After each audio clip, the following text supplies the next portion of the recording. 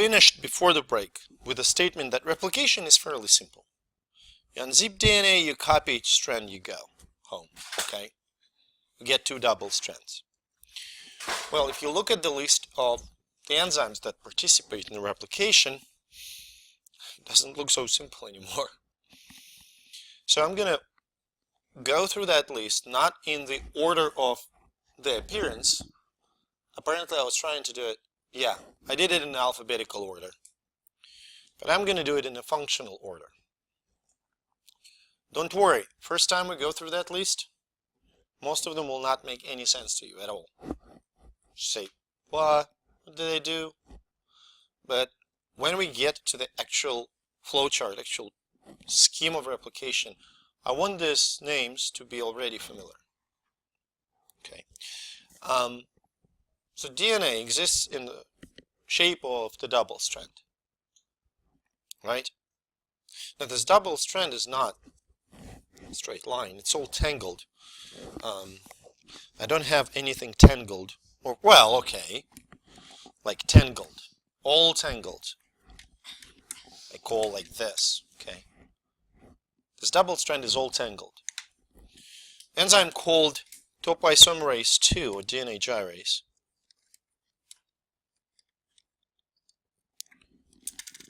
maintains the double strand straight. It untangles it, uncoils it before the replication fork. Make sense? Helicase, enzyme that's responsible for unzipping. It's like this running thing on the zipper. Unzips DNA. When those two strands in a double strand DNA molecule are separated, what do they want to do first? When you separate 2 DNA strands, huh? No, when you move them apart, what they want to do first? Go back together, right? You don't want to do that, you just unzip them. So single strand, should I say, binding protein. Yeah, we're good. Single strand binding protein keeps them from getting back together. Does that make sense? Now, DNA synthesis that is carried out by the enzyme DNA polymerase 3, okay, the reason why it's 3, because they were named in order of discovery. Synthesis of DNA of the new strand cannot just start, okay? You cannot just start synthesis of DNA, you gotta have a primer. Primer is the short RNA fragment, okay, that is synthesized by the enzyme called primase that marks the place where DNA polymerase 3 binds the template strand and starts to copy it. Does that make sense to you? Well, I was expecting the answer it doesn't. It would be a... Huh? Yeah, so primase synthesizes a short RNA primer. And that primer is the place where DNA polymerase 3 will bind and start copying. It cannot do so without primer. Right? So DNA polymerase 3 is the enzyme that actually copies it. Now, once you're done, you have to remove the primer. You have an enzyme called DNA polymerase 1 that removes the primer, destroys it, and it fills this gigantic, well, not so gigantic, but this empty space, it fills it with the DNA nucleotides. So it substitutes RNA for DNA. Does that make sense? And then, we'll get there. I know it doesn't. And then, you will see that during the replication, there are some gaps, like you have 2 nucleotides, okay? But they're not connected to each other by the covalent bond. So like sitting but not glued together. Like when you put up the wall, right? You gotta put cement in between the bricks. Well, imagine you're not putting any cement. You're still gonna have the wall, it's not gonna be solid. Okay, so you're gonna have parts of the DNA where there are no covalent bonds, covalent bonds between nucleotides, adjacent nucleotides. DNA ligase will take care of that. This enzyme will connect nucleotides. Okay, establish the continuous, uninterrupted DNA chain. This protein called sliding clamp makes the DNA polymerase 3 to sit on the DNA in more stable fashion. Prevents it from falling off. Yes. Good question. We can go all the way back. In the two opposite strands, absolutely hydrogen. But this, you see, these guys are covalently bound. Does that make sense? So when these fellas are not bound, ligase will bind them. Okay?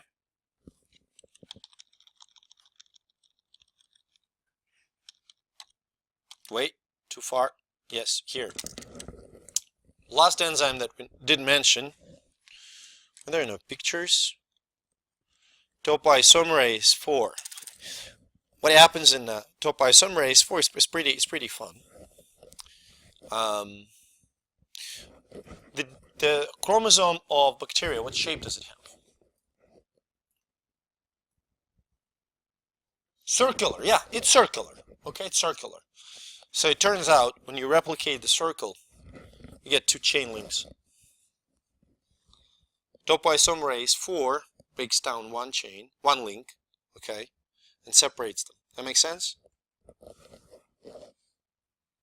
Okay. Now, holy crap. It's kind of shifted, I think. Yeah, that's what happened. So, I'm going to erase all of it so I can start from scratch. So how does replication start? It starts at so-called origin of replication. Okay? You can see origin here. Origin is, it's the part of the chromosome. Okay? Bacterial chromosome has one origin of replication. Here.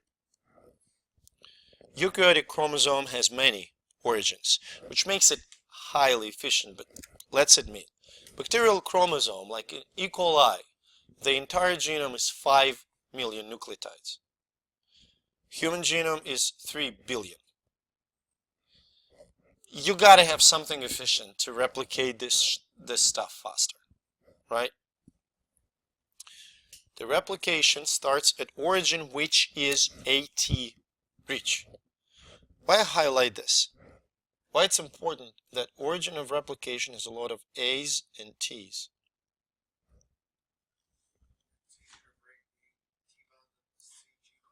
Say again? Hydrogen bonds between A and T. Those AT pairs are easier to break. So it's easier to unzip. Got it? So pretty much what happens at the origin, two strands, old strands, the blue ones, get separated, and you have two replication forks that move in opposite directions. Same happens in the linear eukaryotic chromosome. Two replication forks that move in the opposite directions.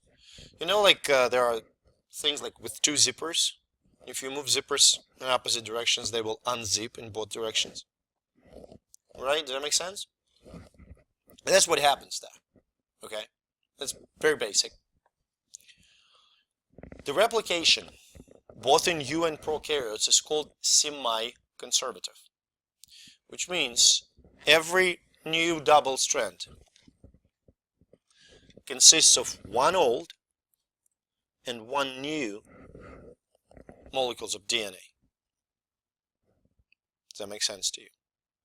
Because when we separate them, each old strand is being copied into the new one. Not into, but copied, and the new one is made.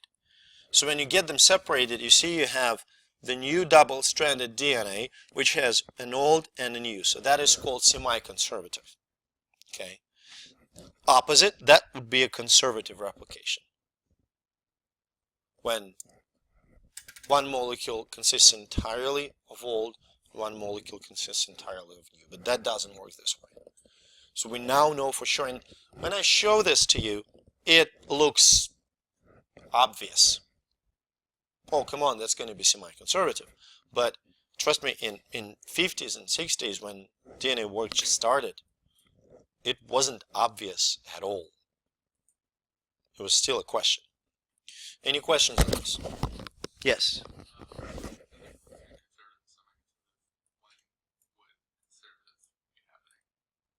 Oh, conservative doesn't happen. No, it was just a hypothesis. So that's another illustration to my beginning of the class rant. In science, you don't just say, this is what happens, I'm going to prove it. Or bullshit.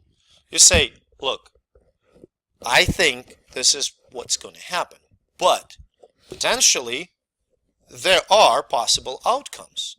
It can be working this way. Can you think of any other way, hypothetically? Can it be not semi-conservative, not conservative? There was a third idea. I can just illustrate it for you. So imagine that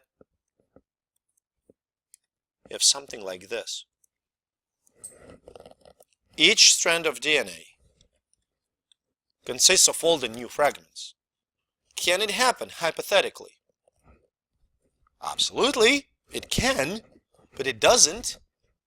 And years were spent to show that it's semi-conservative. So you assume that you have a hypothesis, but if that hypothesis is refuted, you don't try to spend your entire life defending it. Okay? One of the best examples of it, ever heard about Max Planck, German physicist? Well, it was a German physicist that actually introduced the concept of quantum. Because it turns out the concept of quantum, the indivisible unit of whatever, like energy or something, was the only thing that explained some experimental results. Nothing else could explain. But the funny thing is, although he introduced it, he pretty much founded the quantum theory till his death. He didn't believe that it was right. I mean, but it's a belief, right? It works. That's science. It works. Hypothesis is proven. You can believe whatever you want. I can believe that there's a giant macaroni monster on the Earth orbit. But experiments are experiments. Okay? Let me do this.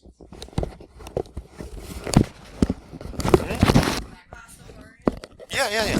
I mean, and that's actually a great example of non-scientific theory. It's a theory, absolutely, but just non-scientific.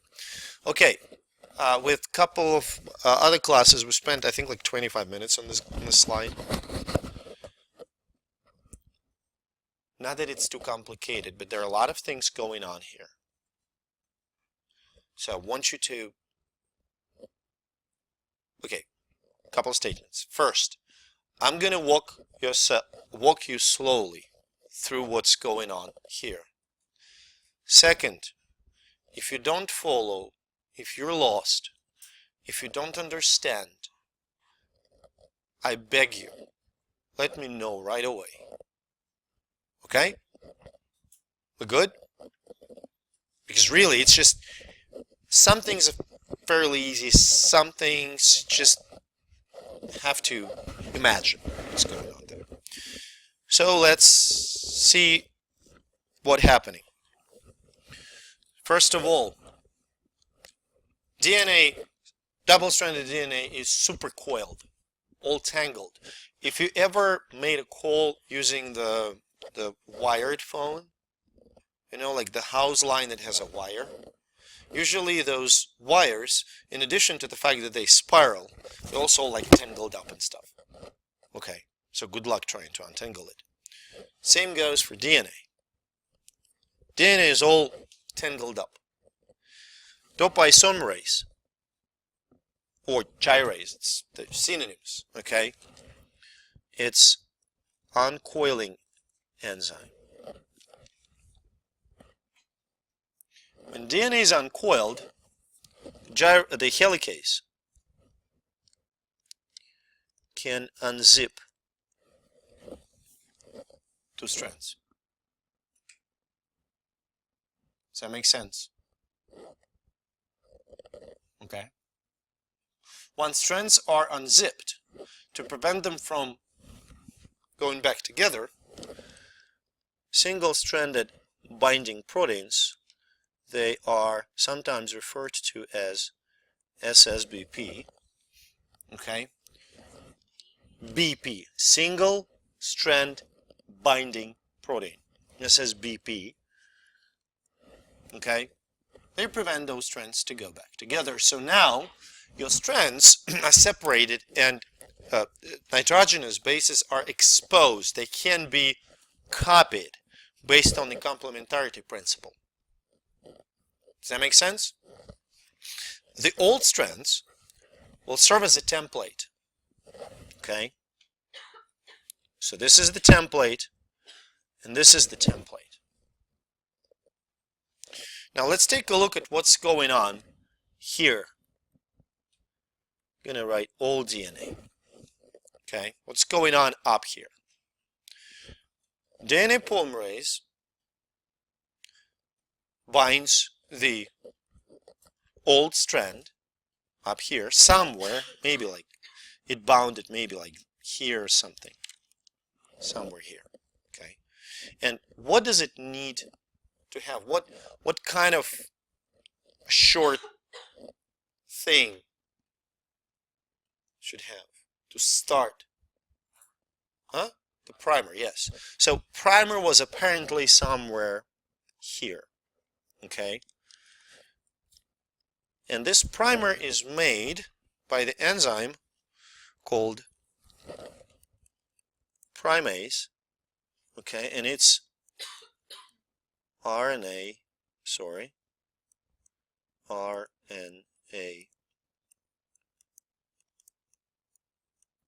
primer, right? Yeah, that's the little green dash that I put there. So DNA polymerase, which I'm going to figure as the little dotted oval, okay, bound the primer and started the synthesis. DNA polymerase has one absolutely fundamental feature. It can read the old strand from 3' to 5' end. Like you reading the book from left to right. Does that make sense to you? It cannot read in opposite direction. It is always reading from 3 to 5'. Does that make sense? This is a fundamental property. So here, this is the direction 3' to 5' direction of the template strand. So new strand, when it is being synthesized, are there going to be any problems, any gaps? Can you see any? No, it should be reading straight through, right? And that's what's going on. So the fork, that replication fork, moves this way, okay, like unzipping, okay, and the DNA polymerase 3, which you can see right here with a sliding clamp that keeps it in place, it also moves forward. So these dashed squares show you the positions of DNA polymerase at different moments of time. Does that make sense? You have to appreciate that the picture that you can see, it's not a dynamic picture, it's a snapshot. It's just given moment. Alright? So the strand that is synthesized in a continuous, uninterrupted manner is called leading strand.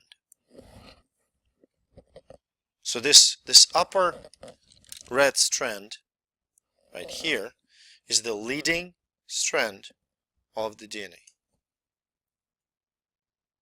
Does that make sense? That wasn't too complicated, was it? Now let's get to another strand. Take a look at the direction. Tell me, where is 3'? We can say to the left. Yeah, right here. Where's 5'? To the right. Where does the fork go? Where does the fork? In which direction? Yeah, to the left. So fork, the entire replication fork, moves towards 3'. Right? Fork goes this way. Can there be DNA polymerase here on the another strand that would move in the same direction as fork goes? No, it has to move in the opposite direction, but that would be kind of counterintuitive, because here, you know, it can just move in the opposite direction. That's origin. That's where it all starts. Okay, the fork goes this way. So what to do? That's one of the best explanations. In one phrase. I'm serious. Loops back around. So here's what happens. This is the hardest part. Okay. So RNA polymerase, primase, the green enzyme here, it makes the primer. So you see that green stuff?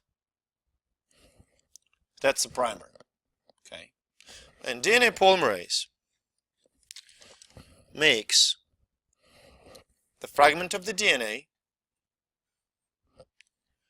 kind of sort of falls off, moves back to another primer. That that primase put it already, okay? Makes another fragment, falls back, and it's going to make another fragment right here. Does that make sense? Sure. So, since DNA polymerase can read only 3' to 5', okay, it synthesizes the short fragment sort of backwards, then jumps over here, synthesizes backwards, jumps over here, synthesizes backwards. Imagine that Hunter goes that way down the hallway. Okay, for some reason, I cannot go this way. I only can go that way.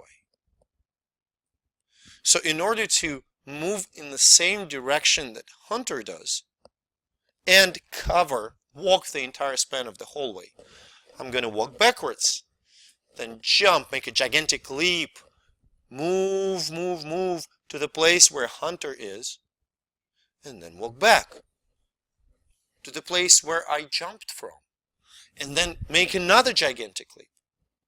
And I'm going to, if we will try to trace the pathway, like the trajectory, the hypothetical trajectory, it's going to be something like that.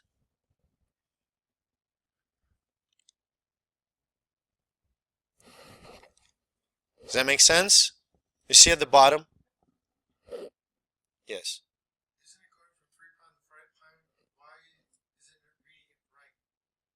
Because 3' over here is going that way and 5' there, so isn't that picture showing you going from 3 to 5? Say it one more time.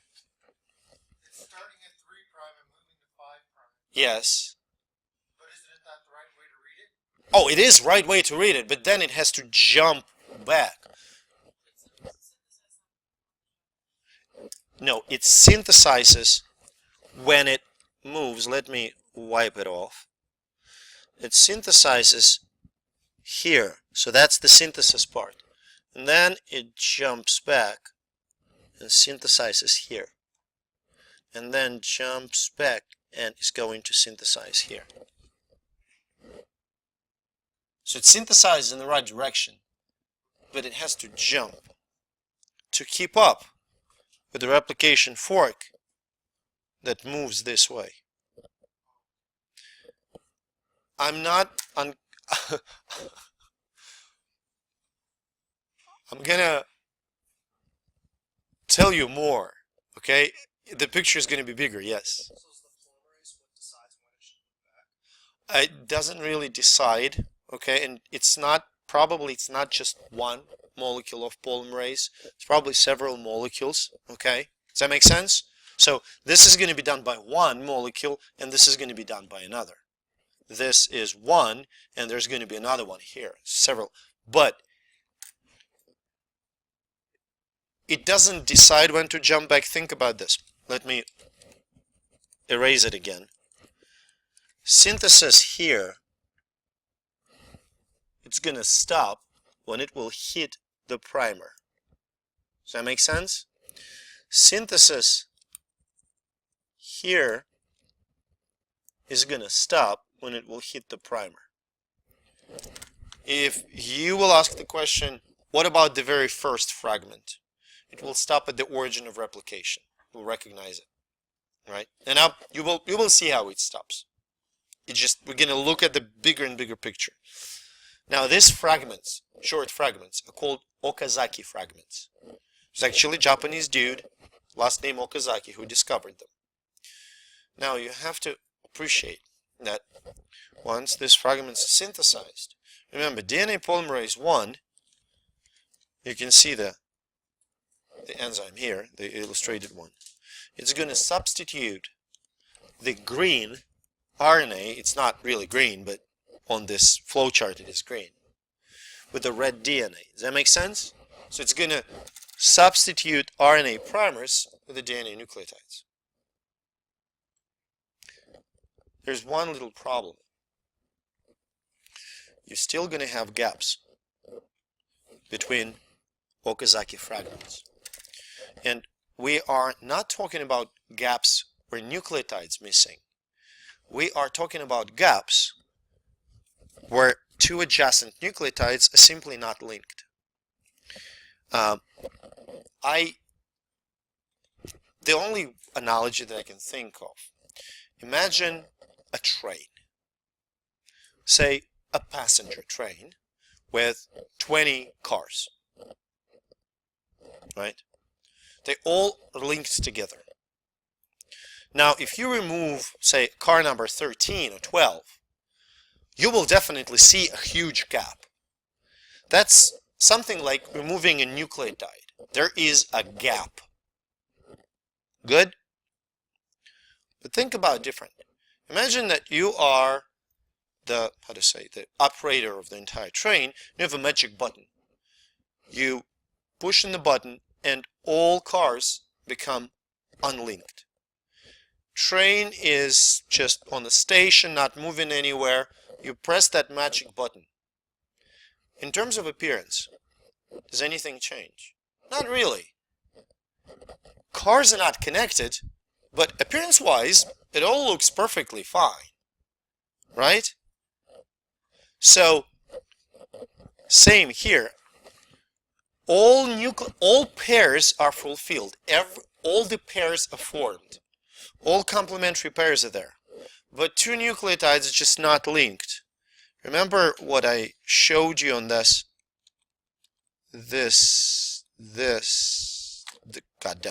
picture, okay? So this bond is not existing. Other than that, everything is fine. Now, DNA ligase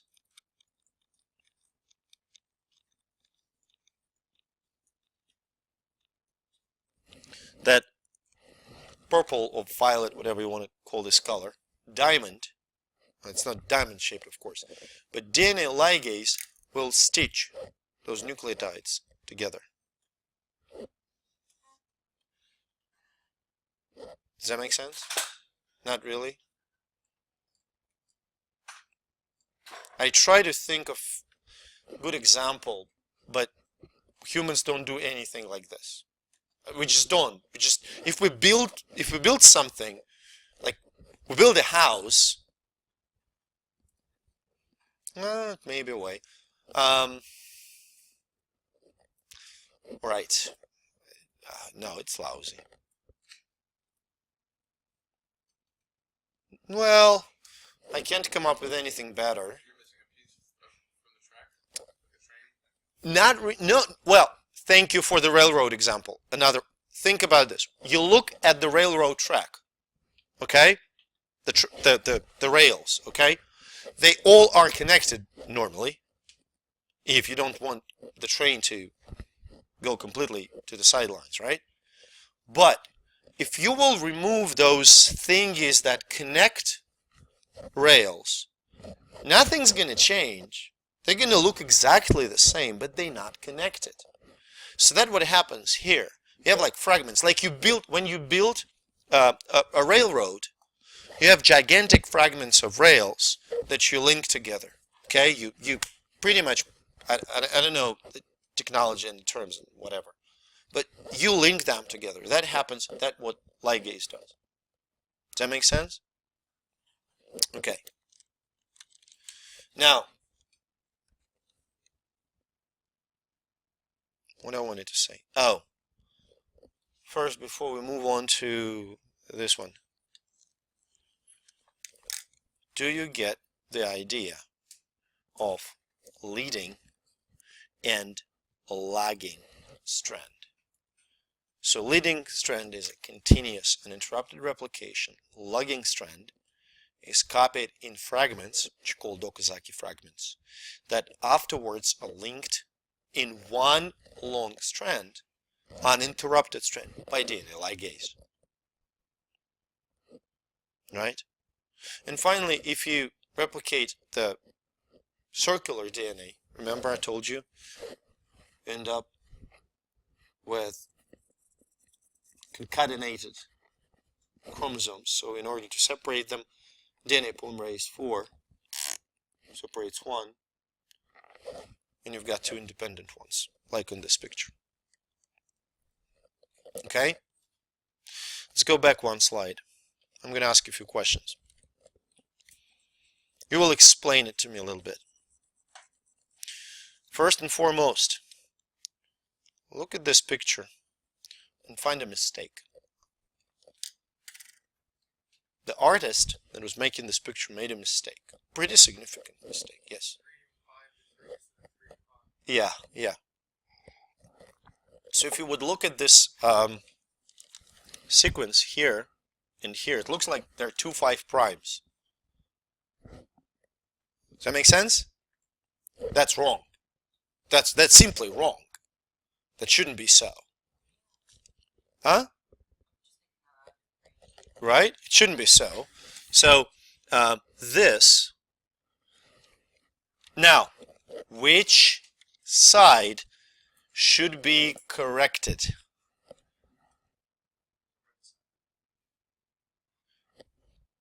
This one.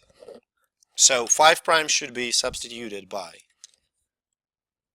what? Okay. Okay. Well, since you have taken up the task of explanation, would you tell us why right side and not the left side? Because the leading strand is reading 3 to 5, and then the lagging strand is Perfect. Brilliant. Great. Exactly. Because leading strand here, you see the leading strand, uninterrupted strand where DNA polymerase, let's say it's DNA polymerase, reading 3 prime to 5 prime. Does that make sense? And you have another leading strand here. Now you have to appreciate that the old strand is blue, the new strand is red. Okay? Now, look at this. It's kind of fascinating. When you move when replication fork moves to the left, then top strand is leading. When the replication fork moves to the right, the bottom strand is leading. I gave this example to one of my students. If somebody would come over to me and start to read this, okay? For, say, if Lexi would come over and start to read it, for her it would be easy and for me it would be hard. Because she would read normally from left to right, and I would have to read from right to left. To make it convenient for me, I have to flip it. So now I'm leading, she's lagging. Does that make sense? It all depends on the direction of the replication fork. So, if this is the origin of replication, when replication starts, it starts like this. You have two replication forks. Now, how many molecules of DNA polymerase are going to have total copying one chromosome in bacteria? We already have two.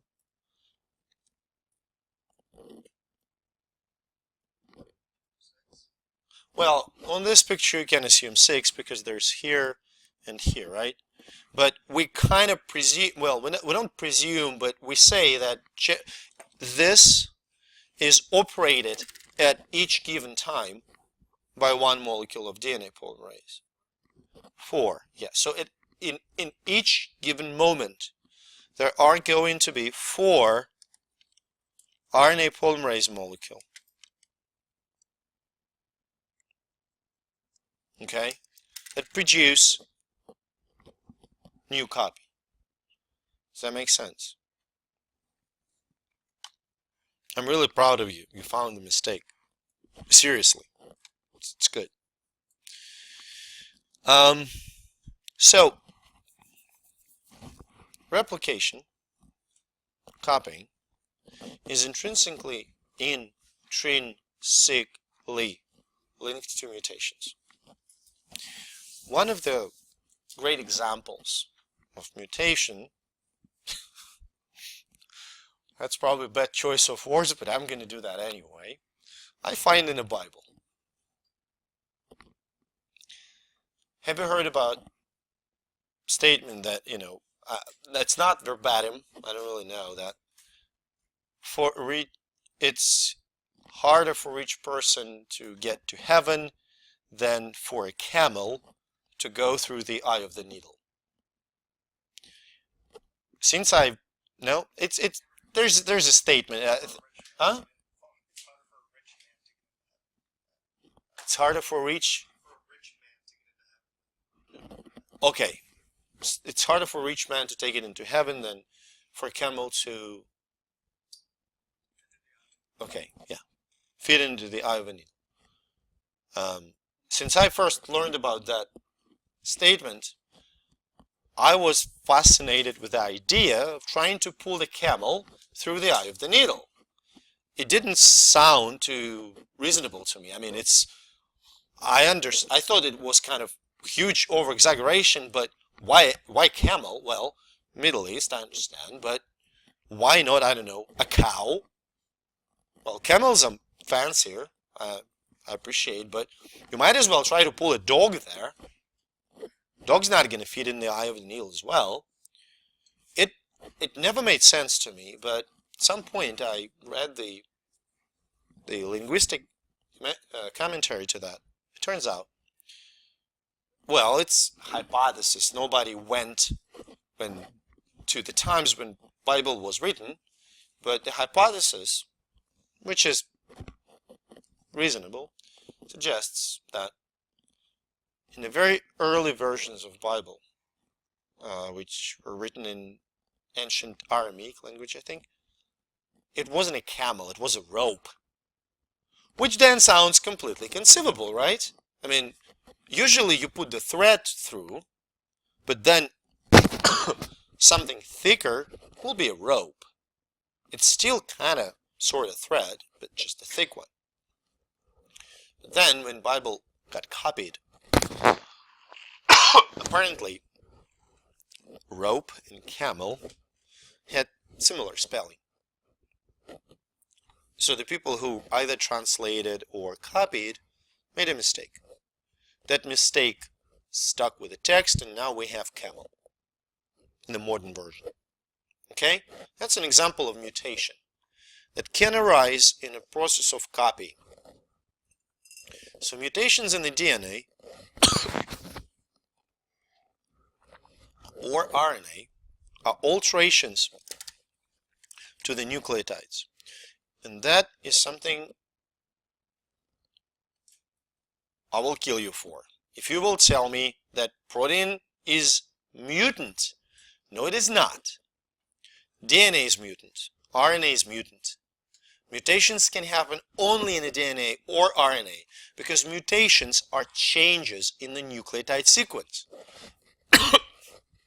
When these mutations are then translated into proteins, protein can be altered, faulty, dysfunctional, bad, wrong, call it whatever you want, but it's not mutant. Does that make sense? Now, first of all, it can be a problem during replication when mistake is inserted because of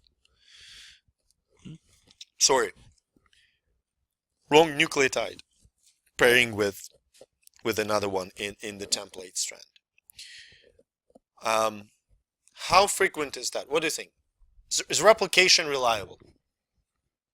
Yes. Roughly 1 per million mistake. Okay, that comes out of the replication. Now think about this. If you have a sequence like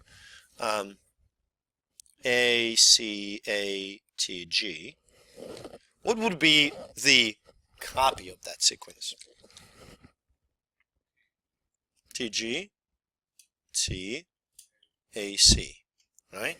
Now imagine for some reason there's a mistake, and instead of T here, you have, which one do you want? I don't really care. G, okay, G. This one is obviously wrong. What does that mean, wrong?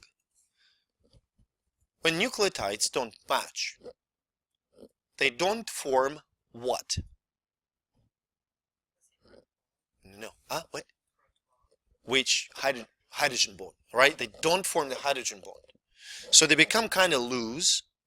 And what you're going to have is some kind of it's not a bubble, but distorted structure. Does that make sense? Now that can be corrected. There are repair mechanisms. Moreover, when there is replication, does that make sense? When DNA polymerase synthesizes DNA, it proofreads it. So say I am DNA polymerase, okay, and this is whatever nucleotide it is, and it matches only with the red one, okay. And I'm the enzyme. I don't have any brain or whatever, so I try to match them. They're not going to form hydrogen bond. They're not supposed to. So I proofread it. I throw it out. Try next one. You have to understand, DNA polymerase is not just like a bunch of little dudes that sit on some sort of a train and pick nucleotides and insert them there. No. It all happens completely random. So, say, when it inserts, so this is G, right? Whatever, G. When it inserts C right here, it may try A first, T first, G first. They're not going to feed, and then C will feed. That makes sense? Okay, so these mutations are fairly random. On the other hand, mutations in RNA that arise during transcription they're also infrequent, but RNA synthesis is less reliable. Just general.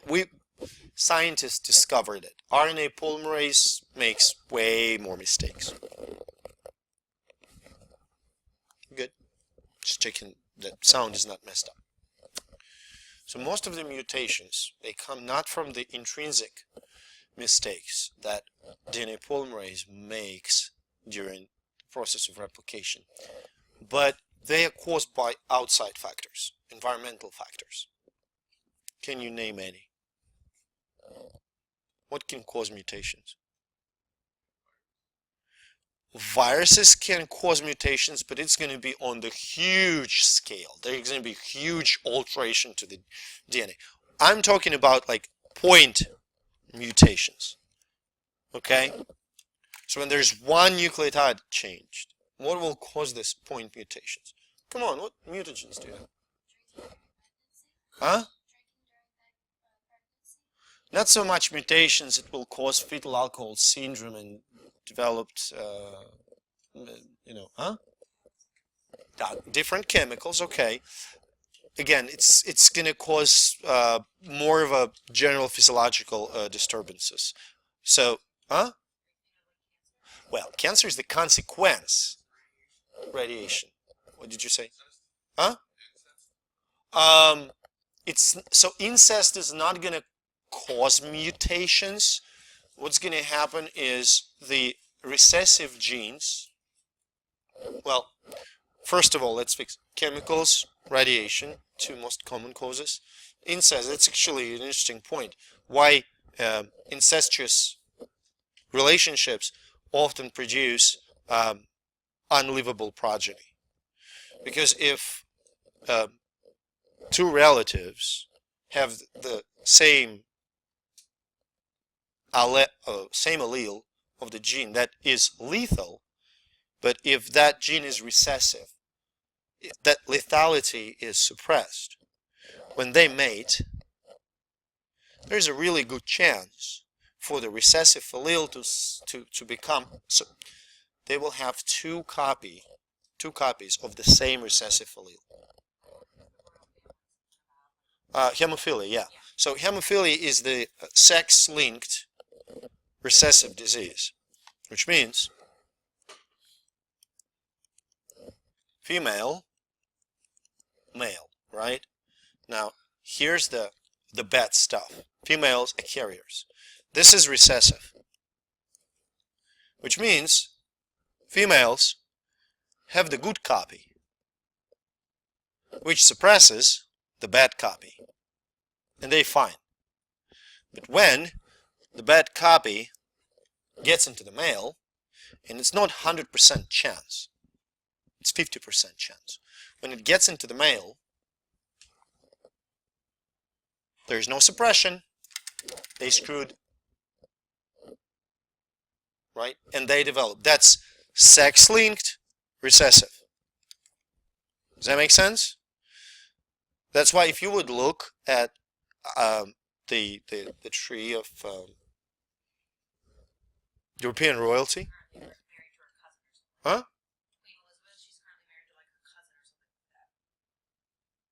Oh, the British Queen? Britons were lucky. They somehow managed to avoid this. In the British lineage, there's no gene. There's no haemophilia gene. They probably just traded them off to the continental Europe. But in continental Europe, it was common. I think now Spanish royalty and British royalty don't have that gene. But, you know, royalties had pretty grim fate in Europe after, you know, 20th century. But it was pretty common. One of the Russian prince, which was killed in 1970. Huh? That is a mutation. What caused this mutation is a different story. Okay? So there's some sort of mutation that made the gene dysfunctional. Make sense? You can see a lot of examples. Like when people smoke, it increases the chances for the lung cancer. Why? Because of mutations that are caused by chemicals that are in the smoke. Does that mean that person who never smokes, lives in the remote farm, does not expose him or herself to the sunlight, just avoids all kinds of carcinogens, will never get lung cancer. Not really, no. Chances are slim. There are still chances because of those mutations that can cause lung cancer. Make sense? So mutations can come from the inside.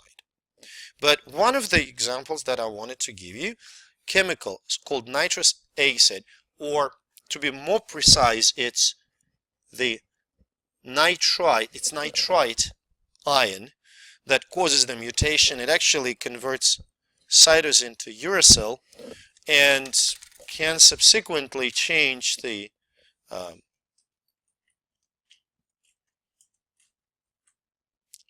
sequence. Okay, and cause the mutation, pretty much converting GC to AT pair. Okay, the readout of it.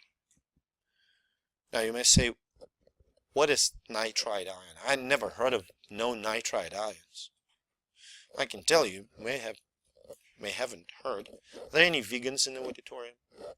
Vegetarians? Good for you. Seriously. Because nitrite is in bacon, salami, jerky, any processed meats. Feel better? Well, I had it right before that second half of the class. There is a study from Britain last year, 2016, was published. The British fellows published a study in which they kind of conclusively linked consumption of processed meat to increased risk of colorectal cancer, which doesn't mean that I stopped eating bacon and jerky. I know that it's dangerous, but I'm still gonna eat it. Anyway, I like it too much. You know, that joke that people who drink and smoke usually die earlier, but more happy than those who don't do either, which I kind of agree. So, point mutations, when there is single nucleotide altered. First kind is silent mutation. You have a codon here, the triplet codon GTA, which is now GTT because of the mutation. Okay, so A was changed to T. Well, it turns out both GTA and GTT are codons for amino acid valine. Protein structure is not altered. Protein function is not altered.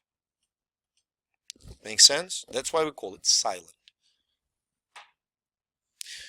Next one is missense. You had the tri-C codon, okay, proline. If first C was changed to A due to some factors, now you have ACC codon, and proline is changed to threonine. One amino acid is changed, and the function of the protein, structure of the protein, function of the protein may or may not be altered. For instance, if leucine is substituted by isoleucine, which are close in terms of the structure, probably nothing's going to happen. But if amino acids are vastly different, and proline and threonine are vastly different, then there is a great likelihood that protein structure and protein function will be changed. It may become dysfunctional, it may gain some new, lose some old functions, so on and so forth. Does that make sense? Nonsense. When the codon, like here, TAC, the codon for tyrosine, is converted into the TAG, the stop codon. Does that make sense? What's going to happen to the protein in this case? When you get stop codon, huh? Well, it will be made, but it's going to be much shorter, right? It's going to be stopped early. It's often called a truncated protein. Okay. But what happens here? Now, let's step back for a second and glance over how we read the genetic code. So how we read the genetic code? Triplet, triplet, triplet, triplet. Okay? We have like a frame. We put it over the text and we get those triplet words. They don't overlap.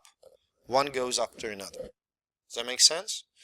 So this is this triplet thing. The frame is actually called a reading frame. Because think about this. If you will shift this frame by one nucleotide, you will get completely different sequence. Okay? Now, if you would, for example, remove 2 nucleotides, your entire frame will get shifted. Look what's going to happen. This is your original triplets. Okay? You remove TA, your first codon is the same, but your second is completely different, and so are third and the fourth. This is called a frame shifting mutation. So what you can do to cause the frame shift except for removing 2 nucleotides? What other alterations can you think of? Can you remove not 2? Just 1. You can remove 1 or 2. Wait. If you remove 3, will frame change? You will lose amino acid, but the frame till the end of the protein will remain the same. Look at this.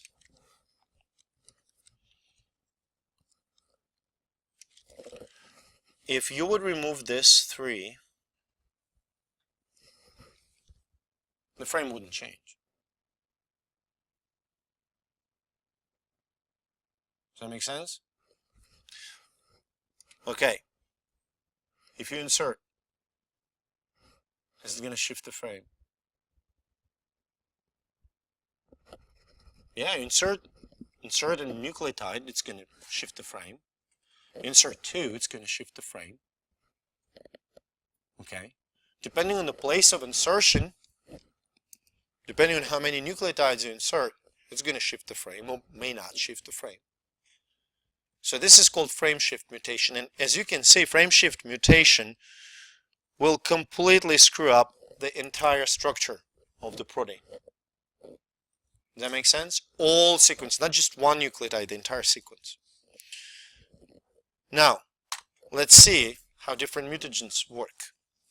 So first mutagen that I want to talk to you about is intercalating agents. If you would look at the structure of the DNA, for instance here, this picture, the bottom. The bases, when they make pairs sort of inside of the double helix, they construct something like a ladder. So intercalating agents insert, well, get between those pairs, between the steps of the ladder. Like this molecule of acridine orange gets between 2 pairs of nucleotides. That makes sense? So it causes the disturbance in the structure of the DNA. Now when this molecule of DNA is replicated, there can be deletion in this strand because these 2 guys are going to be misread, or there's going to be an insertion in the bottom strand. All in all, those intercalating agents will cause mutations. Does that make sense? Now, the agents that I mentioned here, ethidium bromide and acridine orange, you're not going to run into them when you're at home. You're going to run into them when you are in the lab. Ethidium bromide is used to visualize DNA in different analytical methods. Acridine orange is used for the same purpose, but mostly during microscopy. If you add acridine orange to the cells, you're going to see DNA as bright orange spots under the fluorescent microscope. Really cute. Ethidium bromide is both of them are extremely carcinogenic, so they should be handled only with the gloves. Okay? Ionizing radiation, like gamma radiation or X-ray, may cause the breaks in the sugar phosphate backbone of the DNA. And if the single strand break right here can be fairly easily repaired because complementary strand is not affected. Double strand breaks is the pain in the ass to fix. You can imagine that. There are ways, but they're complicated, right?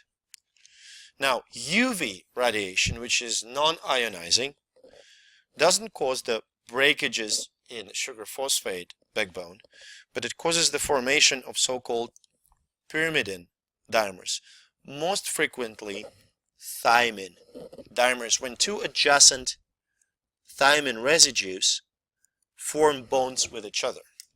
And when DNA polymerase reads it through, it causes mistakes. Okay?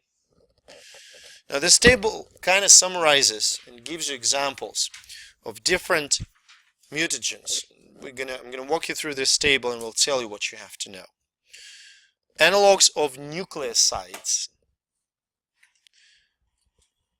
such as 2-aminopurine or 5-bromouracil, change the pair. So 2-aminopurine is inserted instead of an A and converts AT to GC because it will pair with C. So you put it in place of A, but instead of pairing with T, it will start pairing with C, so eventually that will be GC pair. Okay? 5-bromouracil does the same, but it's inserted in place of T. Pairs with G. Chemicals that modify nucleotides, like nitrous oxide, nitrite, nitrous acid, converts GC to AT. Okay, so it's again a point mutation, no frame shift, just point. Intercalating agents. We talked about acridine orange and ethidium bromide. There are also polycyclic aromatic hydrocarbons. Where are you going to encounter them? No, live.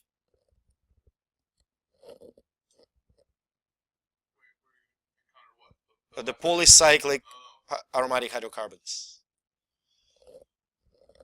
Fancy words. Tobacco smoke and gas. I don't see a lot of people inhaling gas on a regular basis, but tobacco smoke, of course. That's the main carcinogenic component of any tobacco smoke.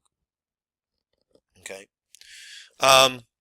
Distortion of the double helix leads to the frame shift mutations because of the deletions and insertions. Ionizing radiation, as we discussed, double-strand DNA breaks and single-strand DNA breaks. So repair may not be entirely correct. And it also can convert GC to AT. Non-ionizing, like ultraviolet, it forms thymine dimers, may cause all sorts of mutation from frame shift to point. Because DNA replication will start to make errors. Now, before we're going to finish, I want to ask you a question. Well, apparently, do we have a way to correct the mutations? Do we have a way to correct the mutations? Huh? Well, proofreading during replication, but even these ones, like the thymine dimers or things like that. Yeah, we do have systems of DNA repair. Does that make sense? No, CRISPR is not human, but we'll talk about it, not today.